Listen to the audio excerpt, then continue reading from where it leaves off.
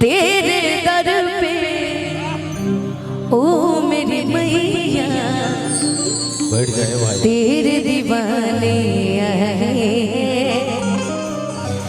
कि तेरे दर पे ओ मेरी मैया तेरे दीवाने आए हैं। हम जाम के म्यूजिशियंस की आवाज सामने वाला मॉनिटर में भैया बढ़ा दिया। तेरे दर पे ओ मेरी मैया तेरे दीवाने आए हैं। हम चाहो कि जे भी माई से प्यार करे एक बार दोनों हाथ ऊपर उठा के एक बार सच्चे दरबार की देखा मारे कितना माई है जब बैठे बैठे लेकिन हाथ नहीं उठावा। तने एक बार दोनों हाथ उठा के तने बोल देता बोली बोली शेरा वाली मैया की राउड पक्ष कमजोर बा। पता नहीं रहुआ सभी भी दोनों हाथ उठा के एक बार बोल दी बोली बोली गणेश भगवान की कि भर दे झोली मैया भोली भर दे झोली मैया भोली बिगड़ी बनाने भर दे झोली मैया भोली बिगड़ी बनाने तेरे दर पे ओ मेरी मैया तेरे दीवाने आए हैं। तेरे दर पे ओ मेरी मैया तेरे दीवाने आए हैं। भर दे झोली मैया भोली बिगड़ी बनाने आए हैं। भर दे झोली मैया भोली बिगड़ी बनाने आए हैं। सरली सरली सरली सरगा सरली बाबा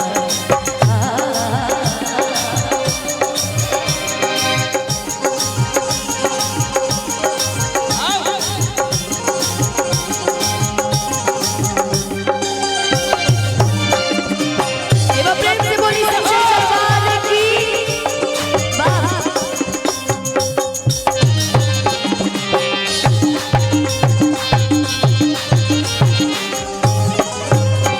हो जाए कर्म उसका जपे जो तेरी माला तू चाह दे तो खुल जाए तकदीर का ताला।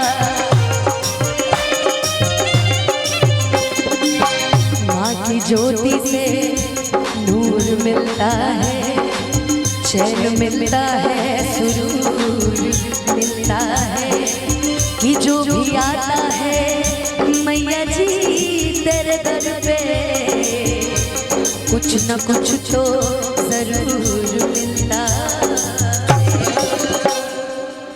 अर्जी सुन ले तू बेटी की मैया पार लगा दे तू जीवन की मैया हाल दिल अपना मैया तुझको सुनाने आए हैं कि हाल दिल अपना मैया तुझको सुनाने आए हैं। भर दे झोली मैया भोली बिगड़ी बनाने भर दे झोली मैया भोली भर दे झोली मैया भोली बिगड़ी बनाने भर दे झोली मैया भोली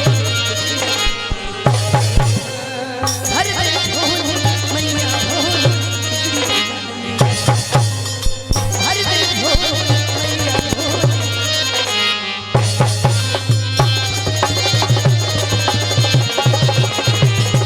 क्या बात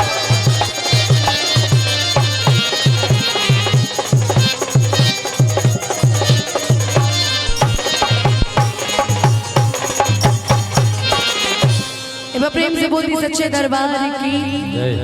और देखिए बहुत सुंदर आशीर्वाद प्रमुख जी